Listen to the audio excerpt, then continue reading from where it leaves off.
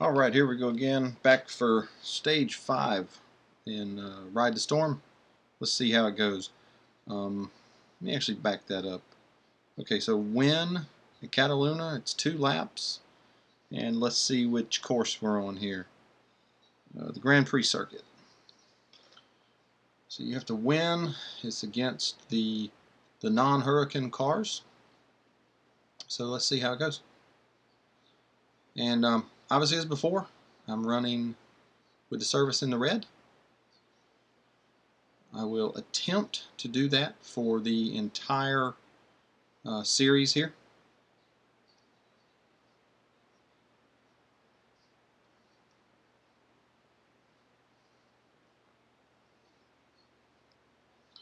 I did get a question earlier today, or more of a comment, I guess it was, that this stage is very difficult.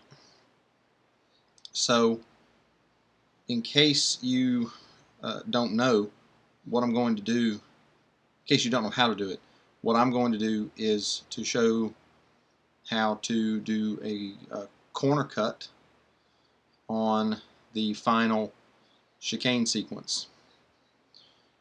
I feel like I have done a decent job slowing the bots down here, so this is not a terrible race for me, although obviously I just ran off track there, so we'll see how it goes. But since somebody did tell me it was difficult for them, I'm going to show how to cut the corner on the final chicane, which generally saves a pretty substantial amount of time. So you kind of just feather the gas coming across here, and then basically you line it up right here. You see that I'm completely not off the gas at all.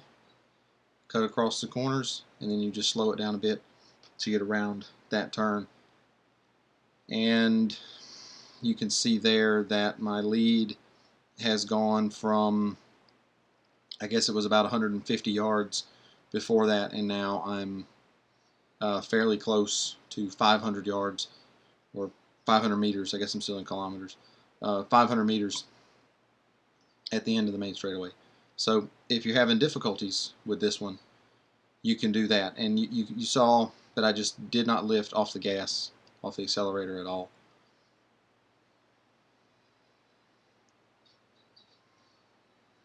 This is a fairly difficult track to learn. It has a lot of very sharp twists and turns. Very much a modern Formula One track. I think in Formula One they've gotten so much downforce, so much grip on the cars. And I apologize, I actually just realized that I'm still in the horizon tilt mode. So I will change that as soon as I get to the next race.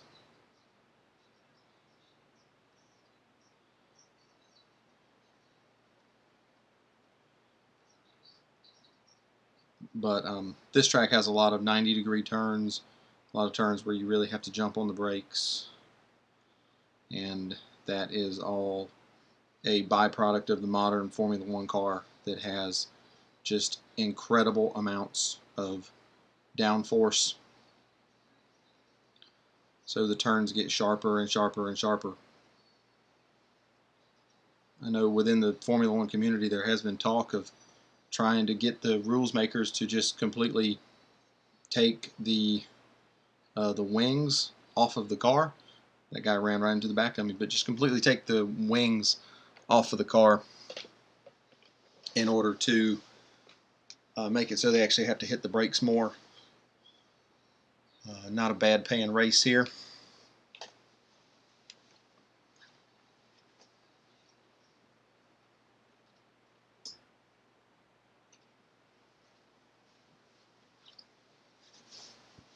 So looking at about 1,600 fame, 10,000 racing dollars. I am still at that point in the game where I have to worry about racing dollars, because you get to the point where everything you try to do is based for gold, and I am reasonably thrifty with my gold, but oftentimes it gets to the point that I, almost can't be thrifty with the race dollars. Alright, nicely done. Choose one of your Lamborghinis and see if you can beat me in my race spec Lamborghini. We don't want to be here too long, so I'll give each of us a limited amount of fuel. You'll have to use the accelerator sparingly to avoid running out of fuel.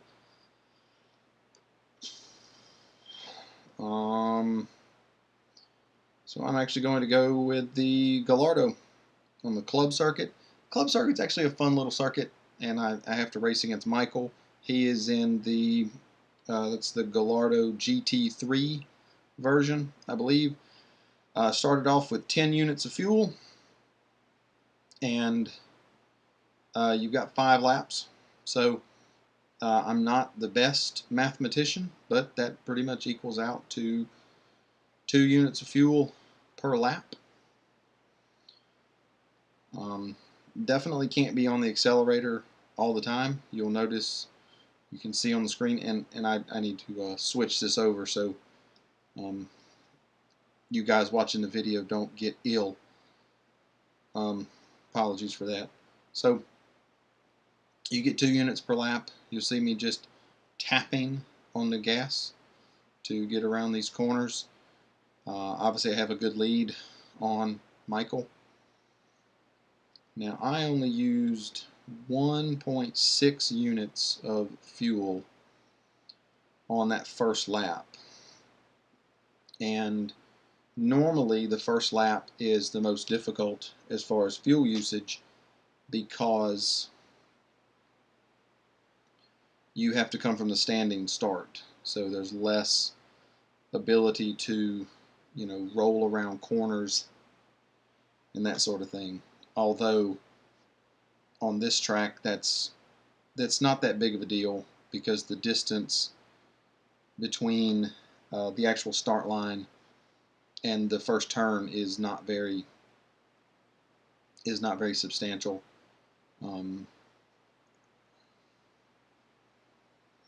It's not like someplace like Spa, where fuel conservation there on the first lap is very difficult if you're trying to get to the lead, because you have the first main turn and then you end up going down the 2 very long straightaways that are separated by the big dip there at Eau Rouge in the middle.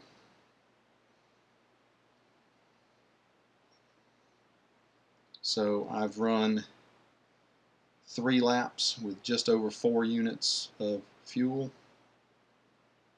I probably could have actually gotten by with only having used 4 units had I wanted to.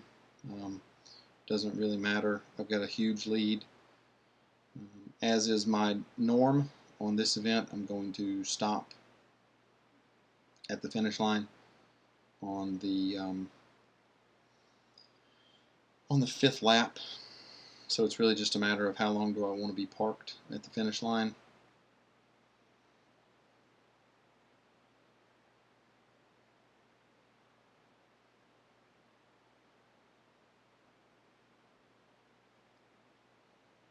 This car is actually a very good car. Looking at it now, I don't know that I may have actually been able to lap him had I gone a little harder from the start.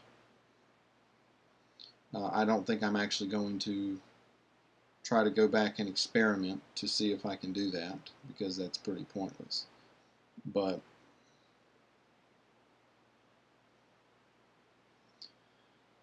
And I can't remember if I serviced this car. I may actually have this car in the red now. I have to put it in for service, although I probably will wait until after the event's over to do that, just in case I need to use it in here. That way you guys won't have to sit through me watching a bunch of advertisements and stuff. I'm going to try to let him get just as close as I can. I think I won that one by about 35 meters.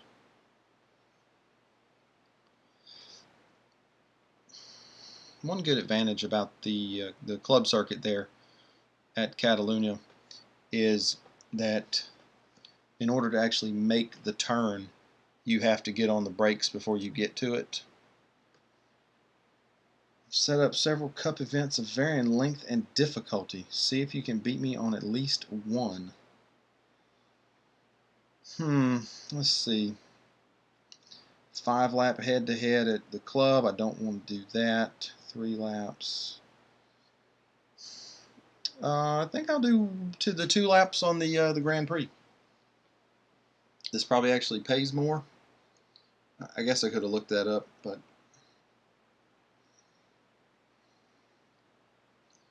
now something to remember. Obviously, he's pulling ahead. If he gets too far ahead, you can always cut the corners. He will get on the brakes somewhere down here. If you really want to play a bit nasty, you can really just run him right off the track. I really don't think that's going to be an issue. He may catch up with me a bit. I actually didn't expect it to be quite this easy. One of the issues with slowing the cars down as much as I do is it makes a lot of the events almost boringly easy. But the biggest issue is that if you don't do that, then you end up with speed snaps and autocross events that you just can't beat. It doesn't matter how hard you try. You have to end up sitting there for 20 or 30 minutes to get a slow enough speed in order to get past them. And I really don't like doing that.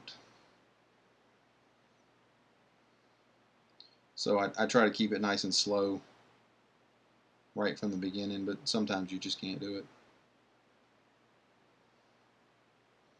Little hop across the corner there. That wouldn't have been acceptable in a time trial, that's for sure. This is actually a good little car to drive.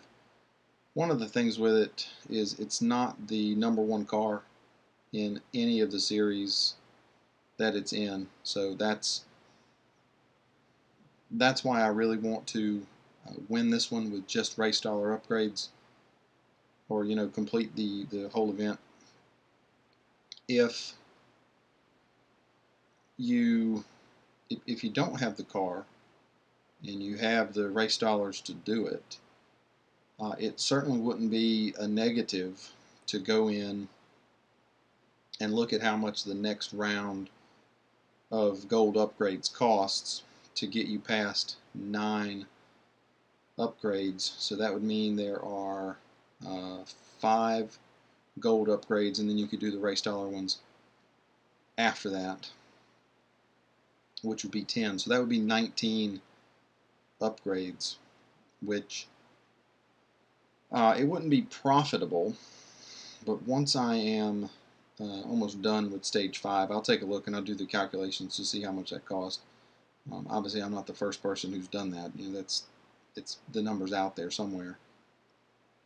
But I may actually do it right at the end of this race. Either way, I think if you don't have the car and you do have the race dollars and you do have the gold, it would certainly be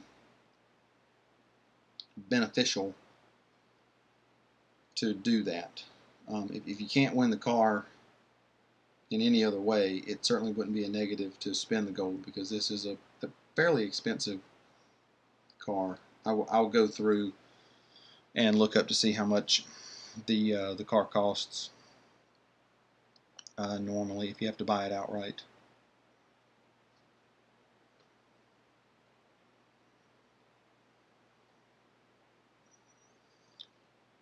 Not bad. Little drip of fame. So let's look. So the engine, you've got 30. Now that's 52. 78. Let's see. 84 is 104. 128. So it's I believe. Again, I'm not the best mathematician. About 128, 130 gold to do all the level 2 gold upgrades, and then you've got the race dollar upgrades after that. So I'm actually going to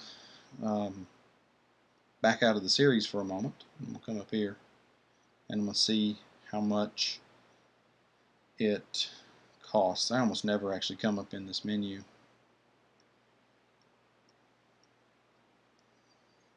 So it is 450 gold if you get it full price. So, you know, even with a showcase discount, if you have to put the 130 gold on the car to win it, as I said, that'll give you 19 upgrades. That should be more than a plenty. If you have to do that, don't, you know, definitely don't hesitate to do that, because the car is certainly worth it. What are we even doing here? Try to win this event without a lap time of more than 120, or more than a minute 20. And that's on the national circuit. Now, I haven't run the national circuit in this car. I've run it a lot of times in the NASCARs. There's an 8-lap race in NASCAR on this track, one of my favorite races on the game. So I actually don't know if that's a hard number to beat or if it's an easy number or what it is. I'm right down there on the grass, as you see. I'm not wasting any time trying to get on around these cars. Certainly the first lap is going to be the most difficult, because this is the one with the standing start. Now, the thing you have to worry about the most is running off the track and just doing something really bad. Anything else is going to be fairly easy, and this is actually going to be a tough goal. I may have to service the car, because I'm not sure if I can get down to the finish line in 10 seconds. Maybe I can. Okay, I actually beat that pretty handily. I was legitimately worried there. I don't try to talk up my commentary to add drama or something to it. I was actually wondering if I could make it there, because it's so infrequent that I pay attention to how long it takes to get from, you know, a last turn to the finish line or something like that. So I was actually worried it would take more than 10 seconds there. So now here, obviously what I have to do, if I want to be as slow as I can, and so obviously this goal, what it's there for is to prevent you from doing what I do, at least without really thinking it out a long way in advance. So, you know, here now I've actually got 20 seconds to spare to get to the finish line. I beat my lap time by 5 or 6 seconds there, and pretty much went at a walking pace down the front straightaway.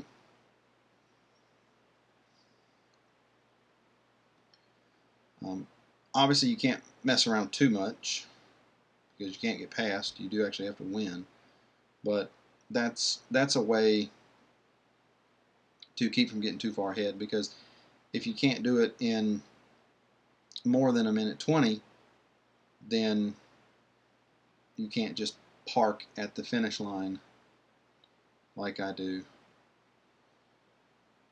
And now here's where it can actually get really interesting. I didn't actually expect to catch up to the tail end of the field.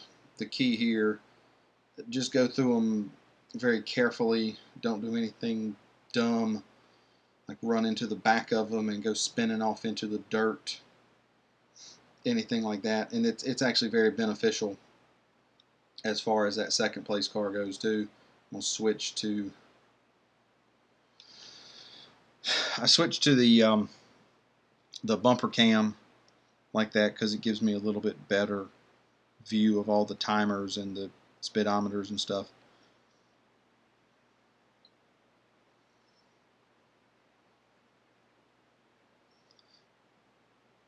There's an opponent on the field, Rusty, and he's in a Dodge ACRX. The kind that I imagine Magnus will be in. Beat me, the Dodge, and the rest of the field with an average speed of 95 miles per hour, 152 kph. Magnus won't stand a chance. Let's see what we've got. 2 laps on the Grand Prix circuit and 152 kph average speed. That's actually not that fast. Even for a car that's not a race car, that's not that fast.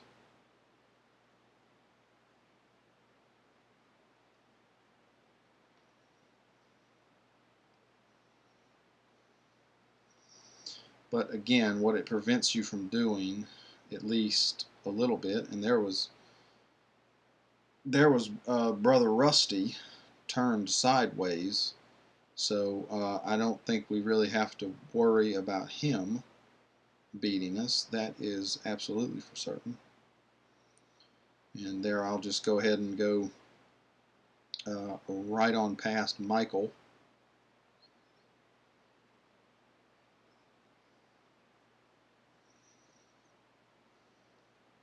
At least for a minute. He'll probably going to overtake me again.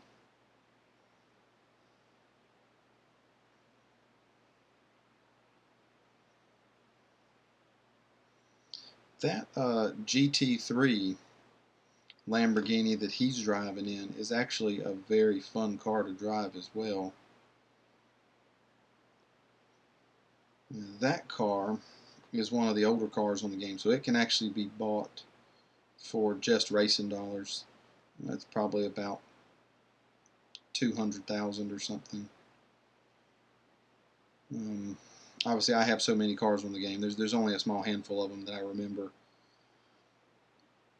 how much they cost. I do remember how much a few of them cost, but it's not many.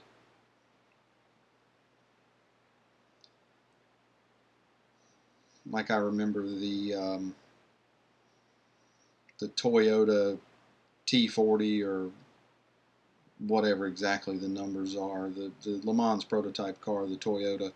I remember that it's 1,000 gold. I remember that the Regera is 1,000.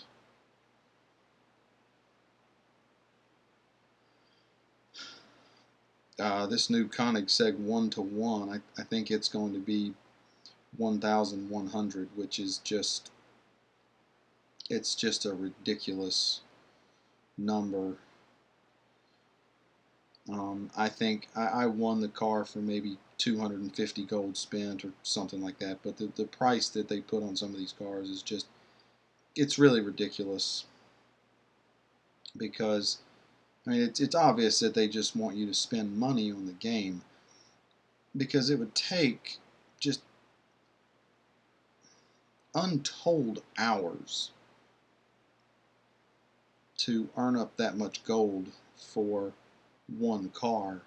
And I mean, I know I have a substantial amount, but you know, I get gold from race teams, and that has been a huge benefit for me. I get the double bonus for being an elite racer, whatever that means.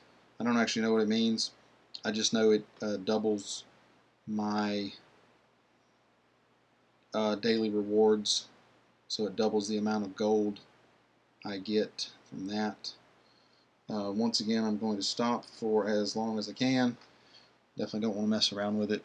But I get double gold from that.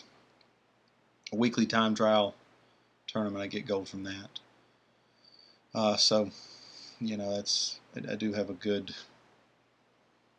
stock there. But it is definitely not. Gold is not plentiful for anyone in this game, unless you're just a hacker, and then they can do, you know, whatever they want. So there we go. End of stage 5. I get 10 gold. Oh, okay. So you get the Gallardo GT3 if you don't have it. That's pretty cool. I didn't know you got that for free. I was talking about how much it costs. It looks like I can read it there. $326,000. So if you don't have it, that should actually unlock a bunch of that should unlock a bonus series for you. You should be able to use that. So okay, yep, that's pretty cool. I didn't know that's how it was going to be. Go ahead and click on this. Oh, I have to go back to purchase. Okay, let's see what Michael's got to say here. Well done. I'd say you're ready, though be careful. Magnus has a habit of pulling the wool over your eyes. Stay focused. You should be fine. I'm not actually going to hit continue because I'm going to go ahead and stop it so I can make the stage 6 video. Should take me straight into stage 6. So I'll see you along with stage 6. Leave a question or comment if you have any. Good day.